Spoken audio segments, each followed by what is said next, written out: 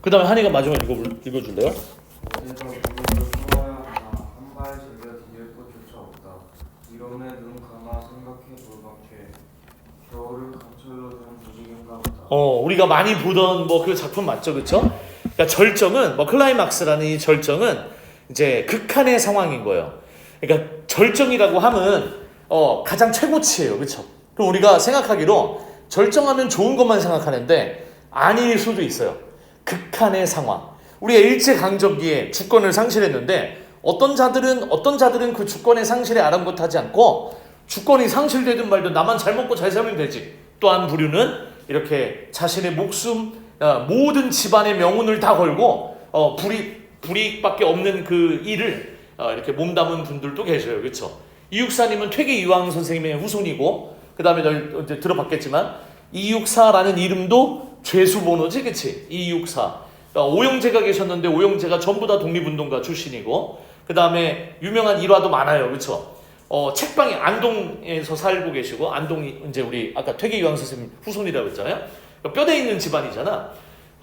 제 장터에 갔는데, 책을 사러 장터에 갔는데 이육사님이 이제 젊은 시절에 20대 초반, 10대 후반 때, 근데 거기에서 어떤 여자 꼬마 아이가 눈이 아주 흉하게 짓물렀대. 눈이 막 거의 썩어 들어가는 거, 그렇지? 그 너무 불쌍하고 좀 너무 막 그렇게 마음이 아프니까 그 쟤한테 물어봤대요. 얘야, 너 눈이 왜 그러니? 막 이렇게 왜 그렇게 됐니? 이렇게 물어보니까 그 제가 한다는 말이 이제 유명한 이 일화긴 해요. 잘 모를 수도 있는데, 그러니 엄마가요, 내가 눈다리끼가 났는데요. 눈다리끼는 아주 심한 질병 맞나요? 심한 질병이 아니거든요. 진짜 사소한 거죠, 그렇지? 그냥 면역력 기르고 청결하게만 있어도 금방 낫잖아요, 그렇죠? 근데 그 눈다리끼가 났을 때 엄마가 선인장을 찧어서 바르면 낫는다는 그런 민간요법을 믿고 그 상처에다가 눈다리끼 상처에다가 선인장을 찧어서 그렇지? 빻아서 그 선인장을 발라갖고 그 독 때문에 그렇게 평생 장애죠, 그렇지? 장애라면 장애죠. 그렇게 막 좀 이렇게 평생 살아야 되는 그 지경에까지 이른 거래요. 이 일화가 뭐 어떤 의미가 있냐면, 우리가 일제에게 지는 이유는 있다, 그렇지? 내가 내 이름 석자도 못 쓰는데 쟤네들을 이기려면 최소한 쟤네들보다는 똑똑해져야 될 거 아니냐, 그렇지? 그러니까 그 약간 약간 이런 계몽운동 알죠, 그렇죠? 아는 것이 힘이고 뭐 이런 거. 그래갖고 그때 충격을 받으셔갖고 자기가 그런 교육에 전념하고 이제 뭐 우리 민족들의 뭐 교육하고 깨우쳐 주는데, 아니 그런 미신을 믿고 이런 처참한 결과를 초래했잖아. 자기가 제일 사랑하는 아이에게 평생 그 장애를 앓게 해줘 버렸잖아요, 그 부모가, 그렇지? 그래서 모르는 게 죄악이었다. 그러니까 뭐 그래서 거기서부터 독립운동에 헌신하기로 결심하시되, 아까 말했던 대로 문화, 문물 뭐 이런 것들을 교육, 야학 맞지 뭐 이런 거에 힘쓰셨던 분이다, 그렇지? 그래서 지금 이 상황은 주권을 상실한 상태가 계속 지속되니까 얼마나 답답하셨겠어요, 그렇죠? 그래서 맨 처음에 매운 계절의 채찍에 갈리겨 마침내 북방으로 휩쓸려 어떤 이미지를 떠올리게 하는 거예요. 진짜 어디를 쫓겨갔다라기보다는 그러기도 했지만 우리 민족이 처한 현실을 상징적으로 보여주는 거예요. 그래서 지금도 첫 번째 보면 매운 계절 하면 매운 건 좋은 거 아니죠. 그리고 그 계절이 채찍을 막 휘둘렀나 봐요. 채찍이 돼서 이제 사람들을 괴롭혔나 봐요. 그러면 매운 계절은 뭐냐? 일제강점기겠죠, 뭐. 그렇지? 겨울 언제예요? 계절이 언제예요? 겨울이잖아요, 그렇죠? 겨울, 매운 계절, 일제강점기, 아주 가혹한 현실. 그러면 그 가혹한 현실이 우리 민족과 화자를 채찍으로 갈겼대요. 채찍으로 막 때린 거예요. 갈긴 거, 그치? 그러면 일제가 뭐 한 거예요? 우리 민족에게. 또 혹은 그 민족의 구성원 일부인 이 화자 포함해서 뭐 한 거예요? 채찍으로 갈긴 거잖아요, 그쵸? 채찍으로 갈긴 게 뭐예요? 때리고 힘들게 한 거잖아요, 그쵸? 탄압하고 폭압하고 억압하고 맞지? 고통스럽게 만들고. 그래서 우리 민족과 화자는 어떻게 했어요? 북방으로 휩쓸려 왔어요. 그 채찍에 맞고 맞다가 결국에는 그 아픔을 견디지 못하고 이렇게 북쪽까지 오게 됐어요. 그래서 너희들 알고 있는 북쪽 뭐죠? 우리 민족이 정든 땅과 그 다음에 정든 고향을 버리고 각지로 막 뭐 했어요? 유랑했잖아요. 그 중에 대표적인 만주, 우리 간도라고도 하죠, 그렇죠? 간도도 있죠. 간도, 북간도, 연해주, 저 러시아 쪽까지, 맞지?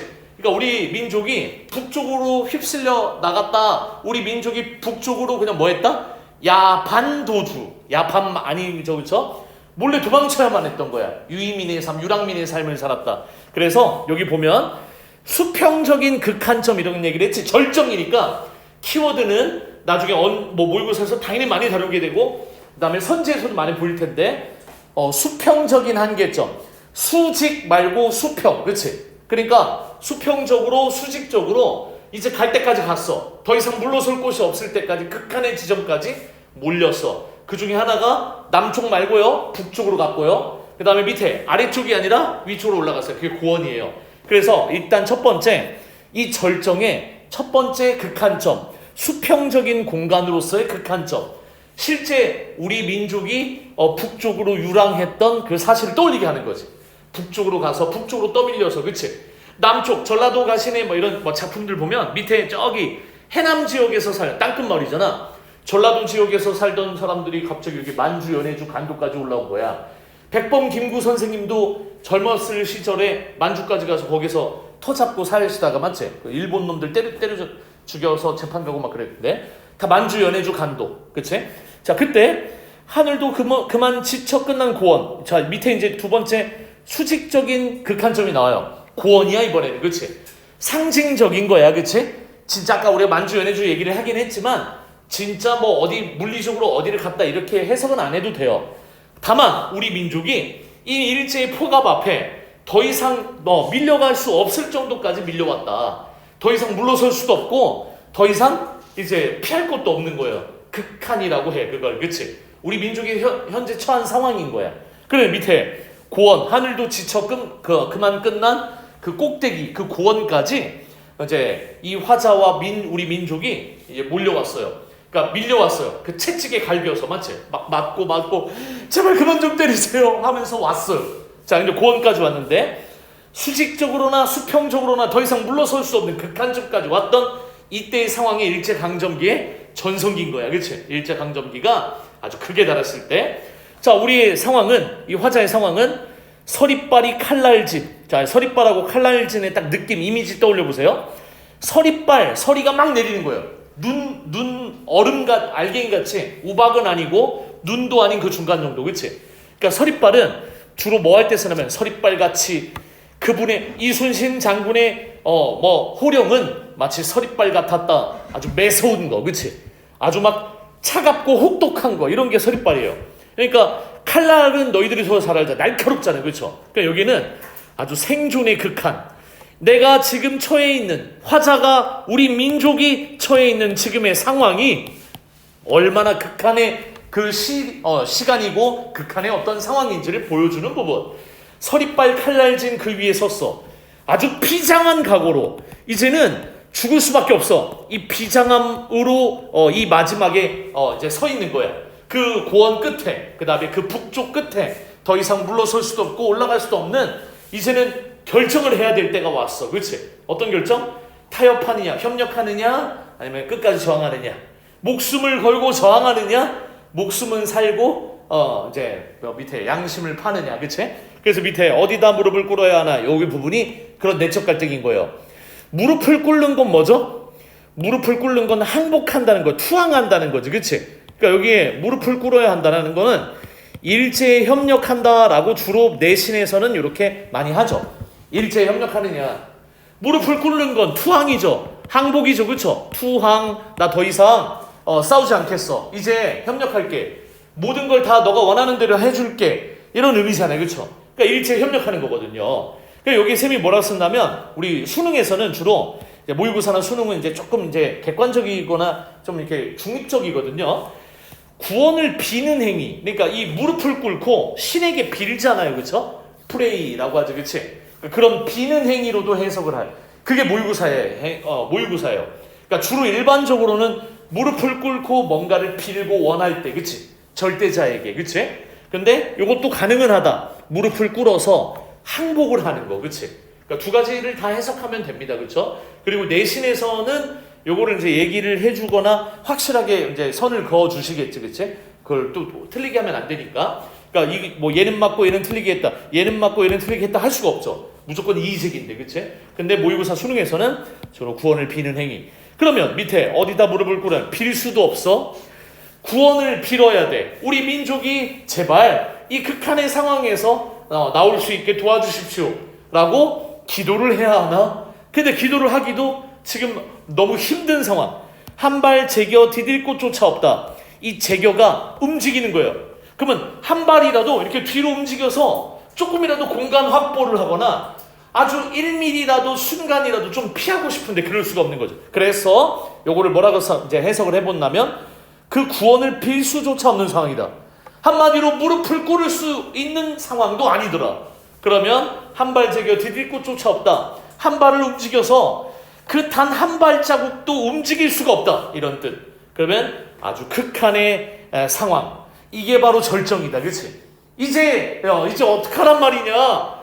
이제 화자는 어떤 선택을 할 것이냐? 요거를 이제 두구두구두구 하면서 마지막 년이 나온 거죠. 그렇죠? 아까 이런 상황이기 때문에 자, 여기서부터 화자의 시선, 화자의 감정, 특히 화자의 태도가 지금까지는 계속 안 좋은 상황이었어. 아유, 어떡해. 나 지금 기도도 못해. 기도 꿇을 수도 없어. 이런 상황에서 화자의 태도가 어떻게 되냐면 부정적이고 겁이 좀 많은 것 같아요. 지금까지 상황은. 근데 밑에 보면 결심을 단단하게 해요. 그러니까 약간 이렇게 시상의 전환을 가져오는 마지막 연이에요.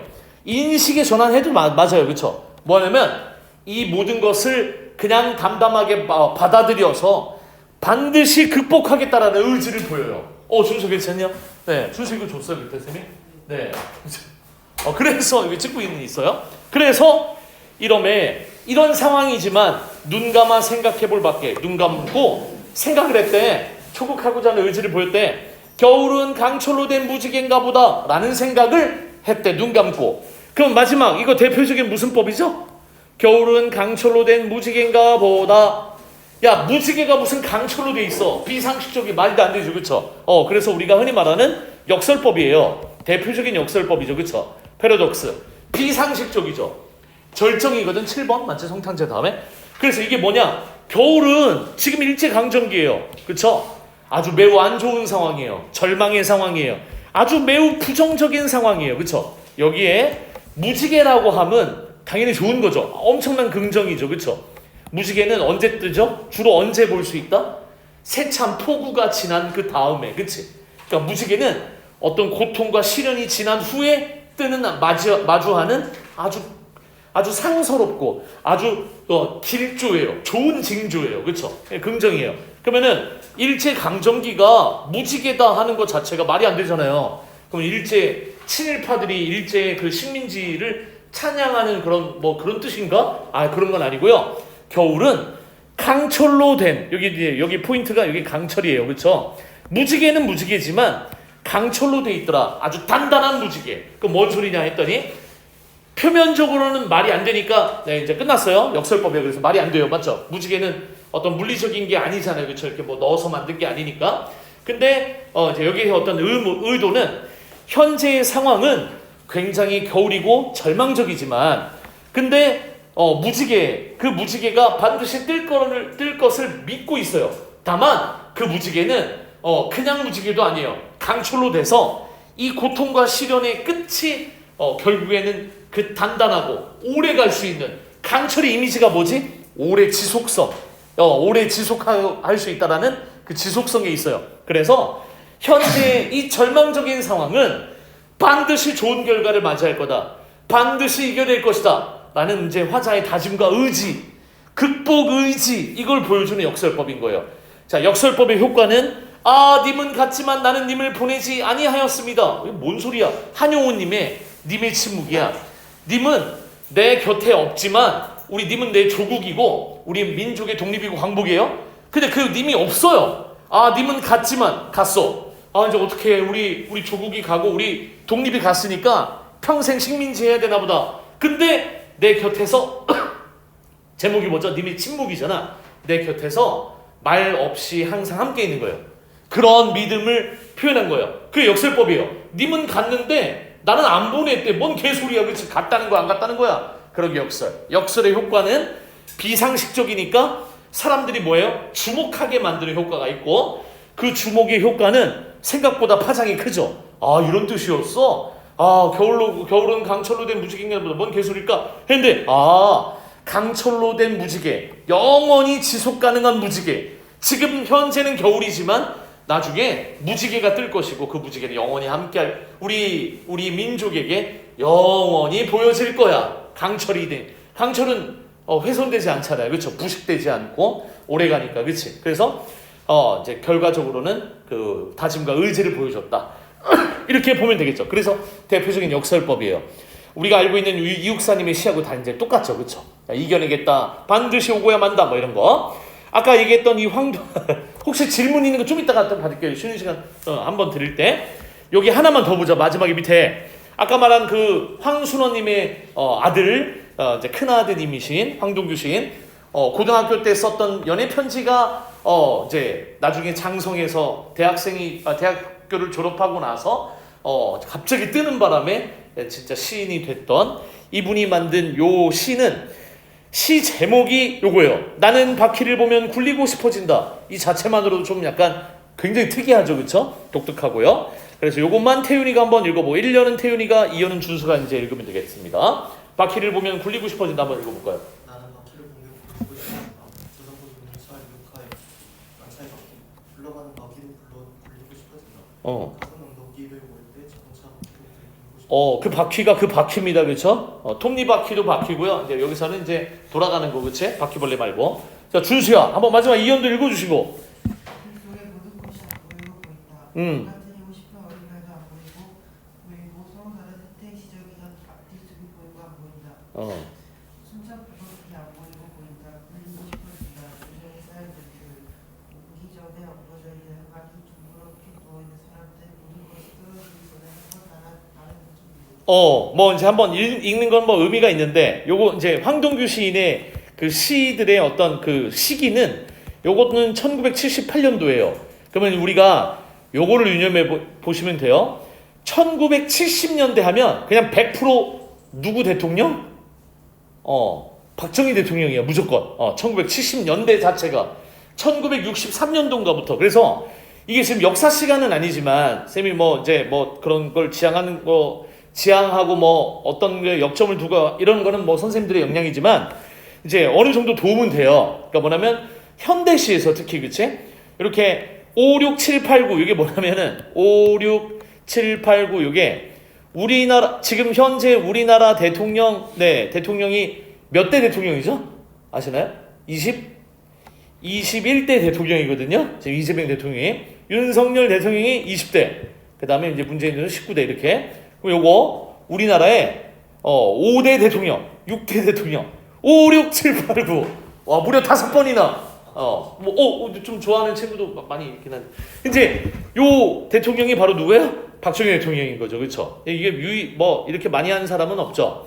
나중에 전두환 대통령이 2번 하고, 그치? 이제 10년을 하고. 80년대 하면 전두환. 그 다음에 이렇게 60년대, 70년대 하면 무조건 박정희 대통령 얘기하면 돼요. 그렇죠?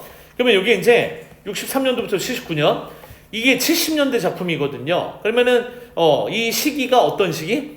이제 일제강점기 뭐 이런 건 아니지만 독재 정권의 맞지? 유신 정권이라 하죠. 그렇죠? 이제 국회가 해산됐어요. 그렇지? 그다음에 이제 뭐 너희들도 알다시피 이제 좀 경제적으로는 뭐 이제 뭐 좀 긍정적인 평가는 있지만 정치적으로는 좀 이제 맞지? 자유가 좀 말살됐잖아요. 그렇지? 그래서 그런 시기적인 걸 무시를 못 해요. 그래서 이제 이 황동규 시인도 무조건 이제 거의 70년대니까 아무래도 이게 좀 약간 부정적인 게 나온다 하면은 그런 게 나올 거예요. 독재 정권 같은 거. 나는 바퀴를 보면 굴리고 싶어진다. 자, 이제 봐봐. 나는 하면 화자가 겉으로 드러나 있죠? 이런 기본적인 건 속독하면서 이제 막 이제 써버리고, 그치? 이제 시가 나왔는데 처음 보는 시인데 내가 뭐 이렇게 1인칭 주어가 나왔다. 대명사가 나왔다. 1인칭 대명사 나오면 무조건 화자가 말하는 사람이 뭐 하고 있다? 겉으로 드러났다라고 얘기하면 돼. 나나 내가 없으면 그럼 반대로 뭐죠? 화자는 겉으로 드러나 있지 않다. 시의 표면에 드러나 있지 않다. 그게 선지 중에 하나, 5개 중에 하나는 꼭 있을 수 있으니까 무조건 우리의 재산으로 삼으시고 너희들의 이제 저기 무기로 삼으시고 나는 바퀴를 보면 굴리고 싶어진다. 당연한 거 아니에요? 바퀴는 굴러가는 거니까. 그치? 근데 자, 왜냐면 굴릴 수가 없는 현실일 수도 있죠. 그쵸? 그러니까 이거를 굴린다라는 말 자체는 여러 가지 의미가 있는데 쌤이 여기다 쓰고자 하는 건 뭐냐면 뭐 돼 있다? 나아가지 못하는 건 뭐예요? 멈춰 있다. 그치? 그래서 우리가 뭐 이거를 정체돼 있다 이런 말 쓰죠. 교통체증. 뭐 잼이라는 말 아세요? 잼 그 트래픽 잼 하면 뭐예요? 교통체증 뭐 이런 뜻이거든요. 그거 알고 있대. 그러니까 정체됐다라는 건 막힌 거야. 막혔다라는 건 소통이 이루어지지 않는 거죠. 그렇죠? 꽉 막혔어. 야, 내가 말하면 좀 들어. 안 들어. 그럼 그 막힌 거라고 하잖아요. 그렇죠? 그런 게 정체된 거예요. 그러면 정체된 걸 앞으로 막 나가게 하고 앞으로 나가면 안 보였던 것도 보이고, 그렇지? 뒤로 물러서는 것보다 훨씬 더 앞으로 나아가는 힘은 대단한 건데 그걸 진보라도 하고요. 여기 옆에 쌤이 써놨어요. 바퀴는 이런 의미가 있다. 지금 시도 독특하고 좀 재밌게 읽을 수도 있으니까 나중에 우리 기억이 남을 거야. 한 번만 해놓으면, 그치? 아, 이거 알아, 나 이거 알아. 그래서 밑에 황순호님의 큰아드님, 역사의 발전. 우리 역사는 지금도 앞으로 나아가고 있잖아요. 그치? 그 역사가 발전하고 변화되고 이 단어에 꽂힐 필요는 없어요. 좋은 의미만 나오면 돼요. 지금도 시간은 가고 있고 우리는 더 발전하고 있잖아요. 인류는. 그치? 우리 대한민국은 아니면 우리 시민들은, 우리 국민들은 뭐 이렇게 다 해도 돼요. 변화. 그 다음에 바퀴는 뭐 하죠? 앞으로 나가죠. 그쵸? 뒤로 갈 수도 있지만 후진할 수도 있지만 전진하는 거. 그치? 그래서 이상적인 삶, 그게 뭐냐면 민주주의의 가치를 회복하는 삶, 이런 것도 되고요. 그 다음에 꽉 막혀 있는 그런 생각으로부터 더 이제 융통성 있는, 그 다음에 더 진보된 그런 이제 뭐 생각을 가진 그런 삶. 야, 다 되는 거야. 좋은 건 다 되는 거야. 그러면 다시 가봐. 나는 바퀴를 보면 굴리고 싶어진다. 지금은 안 굴러가고 있으니까. 그리고 자, 뭐 하죠 지금? 자전거, 유모차, 리어카. 자, 뭐 한 거예요? 나열했으니까 무슨 법? 당연히 열거법도 쓰였죠. 그쵸? 열거법도 쓰이고, 그 다음에 마차도 있구나. 네, 마저 다 밑줄을 그을게요. 마차의 바퀴, 자전거의 바퀴, 유모차의 바퀴, 리어카의 바퀴, 열거법. 굴러가는 바퀴, 굴리고 싶어진다. 가쁜 언덕길을 오를 때 자동차 바퀴도 역시 마찬가지로 나열하는 것 중에 하나네. 그치? 자, 화자는 지금 모든 바퀴를 다 굴리고 싶은 마음이 있어요. 이 역사는 지금도 정체돼 있고 지금은 아예 답보 상태야. 아예 나아가려고 하지도 않고 있어. 굴리고 싶어요. 상징성. 자, 이제 그 다음이 중요한데요. 여기는 뭐 그래서 재밌게 흥미롭게 보면 되고요. 길 속의 모든 것이 안 보이고 보인다. 자, 여기 보라색으로 쌤이 썼어요. 안 보이고 보인다. 무슨 법이에요? 좀 이상한 개소리잖아. 그치? 안 보이고 보인다? 안 보이는데 어떻게 보여요? 역설법이죠. 그쵸? 비상식적이죠. 그쵸? 길 속에 모든 것이 보일 건 보이고 안 보일 건 안 보인다, 이런 얘기야. 근데 지금 표면상으로는 안 보이고 보인다. 뭐 이상하죠. 그쵸? 그래서 여기는 역설법이 일단 쓰였어요. 아까 쌤하고 얘기했던 것 중에 역설법은 겉으로는 비상식적이고 모순되지만 어떤 진리를 담고 있어요. 그럼 이분이 하고 싶은 얘기는 길 속에 우리는 누군가는 그 바퀴에 주목하고 있고요. 이분 같은 경우는 바퀴를 보고 있잖아요. 사람들은 그냥 우연히 볼지라도 큰 의미 부여를 안 하잖아요. 그렇죠? 그러니까 나한테는 보이지만 다른 사람한테는 안 보인다라는 거예요. 그렇죠? 그래서 밑에 그 보이는 것 중에 바퀴도 있고요. 더 구체적으로 보이는 게 3개가 나와요. 그래서 빨간색으로 쌤이 권했어요. 중요한 포인트니까. 1번, 망가뜨리고 싶은 어린 날도 안 보이고, 보고 싶은 거는 아닌 것 같긴 해요. 그렇죠? 망가뜨리고 싶은 어린 날이라는 말을 썼어요. 그렇죠? 자, 망가뜨리고 싶은이라고 했으니까 일단 부정적인 거예요. 그치? 또 하나, 두 번째, 어린 날 했으니까 과거인 것 같아요. 그렇죠? 그럼 이 화자가 말하는 안 보이고 보이고 할 때 이때 첫 번째 나온 이 현실은 우리나라의 과거의 불행한 역사, 뭐 이제 우리가 흔히 말하는 안타까운 뭐 이제 민주주의가 가치가 훼손된 그런 시기도 맞고요. 아마 이제 그게 이제 주요할 거고요. 일제강점기 뭐 이런 것도 되겠죠. 되긴 되겠죠. 근데 아마 70년대고 이런 뭔가 뉘앙스가 조금만 이상해도 바로 뭐예요? 바로 빨갱이 취급당하고, 야, 이 새끼 이거 빨갱이 아니야? 남산으로 끌려가서 남산 돈가스는커녕 남산 그 어두컴컴한 지하 취조실, 중앙정보부의 그 지하 취조실에서 야, 이 새끼 너 누가 보냈어?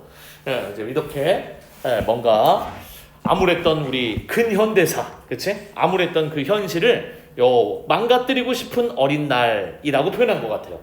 망가뜨리고 싶은 어린 날도 안 보이고 보이고 안 보이고 그다음 보이고 보였다가 안 보였다가 뭐 밑에 아마 안 보고 싶을 거죠. 다시는 겪고 싶지 않다 뭐 이런 얘기겠죠. 서로 다른 세대. 자, 여기서 이제 한번 이제 의미를 이렇게 한번 물어보려고. 자, 한번 예상해 볼래요? 그러니까 이게 좀 감이죠. 이게 현대시든 뭐든 이제 문학에 대한 이제 공부에 대한 어떤 이제 핵심 실전 경험이죠.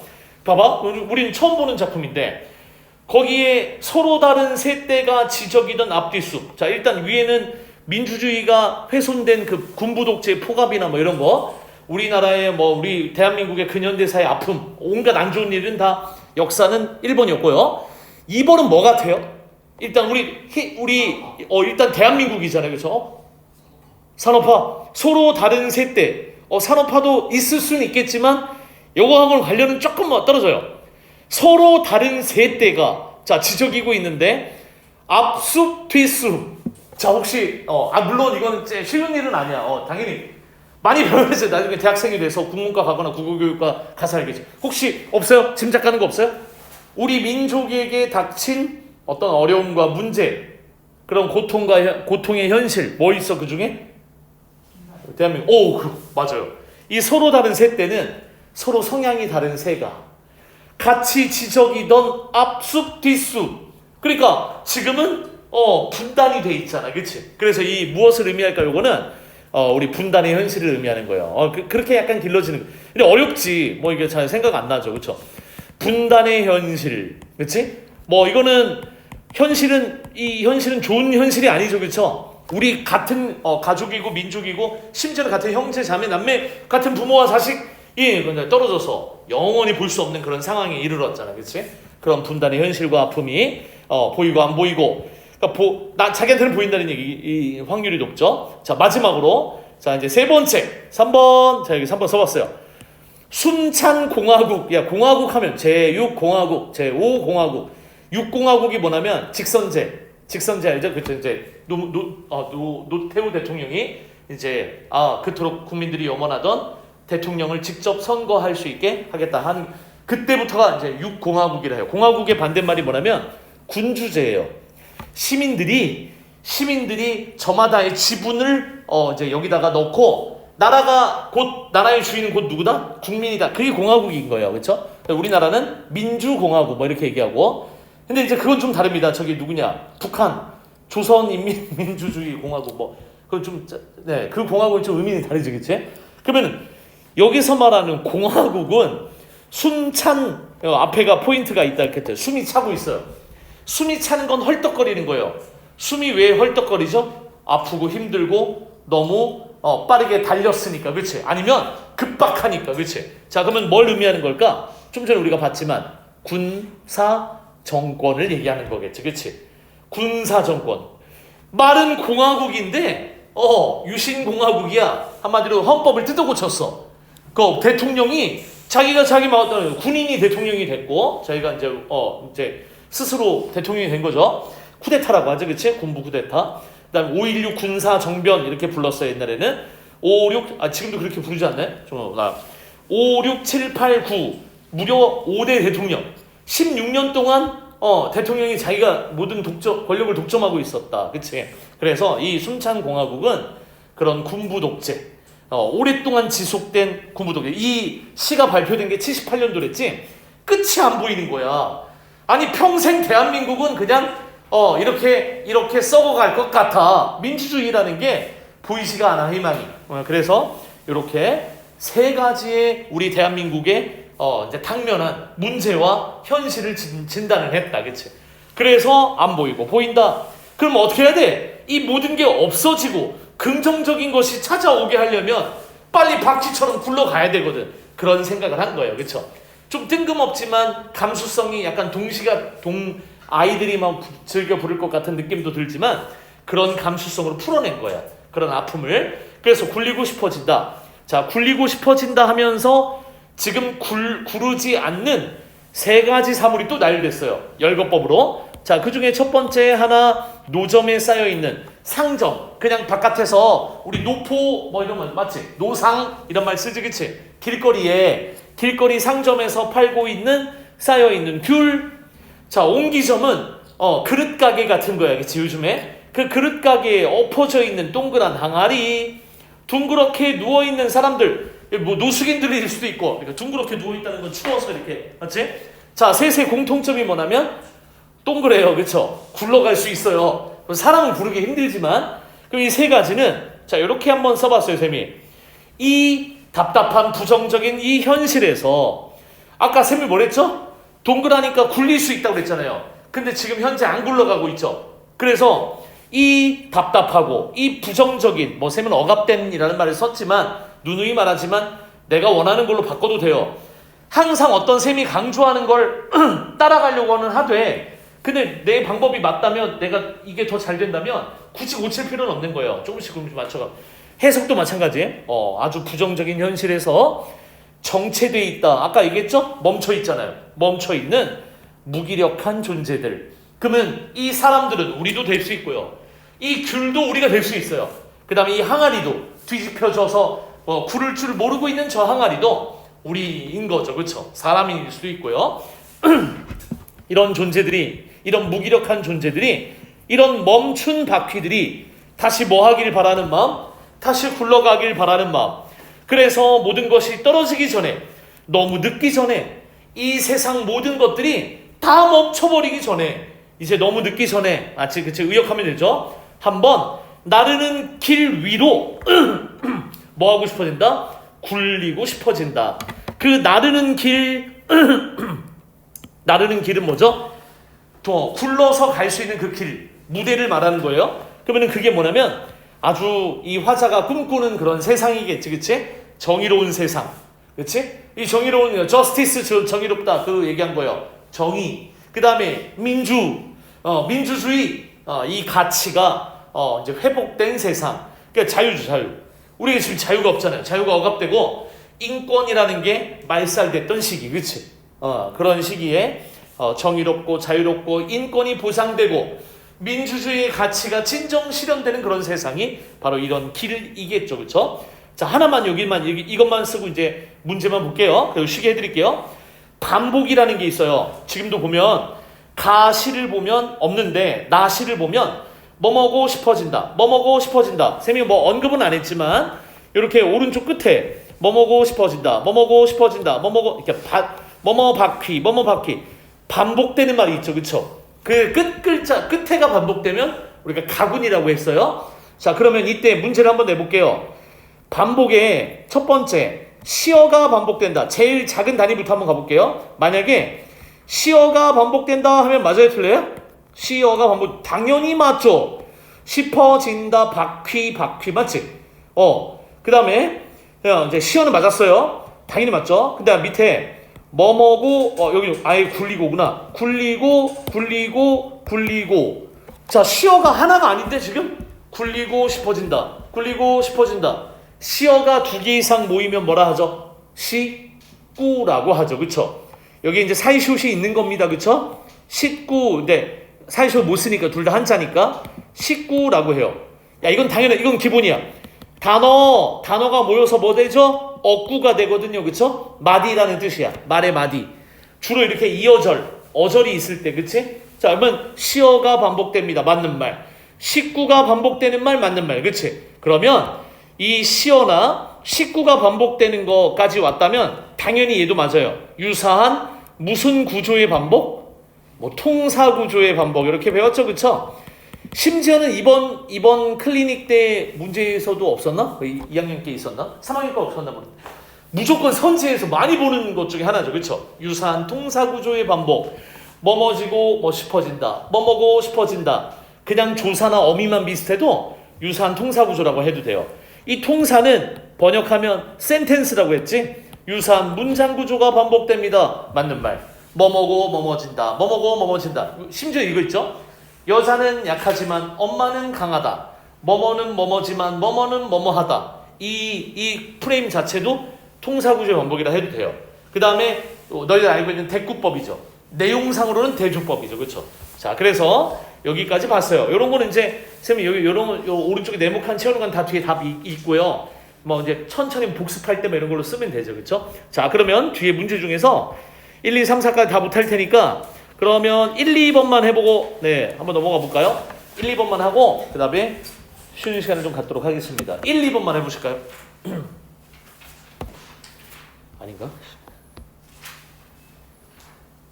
아니요, 그냥 다 해봅시다. 1, 2, 3, 4 하고요. 채점 한번 하고요. 그렇습니다. 딱 쉬는 시간 한번. 네. 선생님이 단톡방에 올릴까 말까 하다가 선생님이 지금 다 찍어놨으니까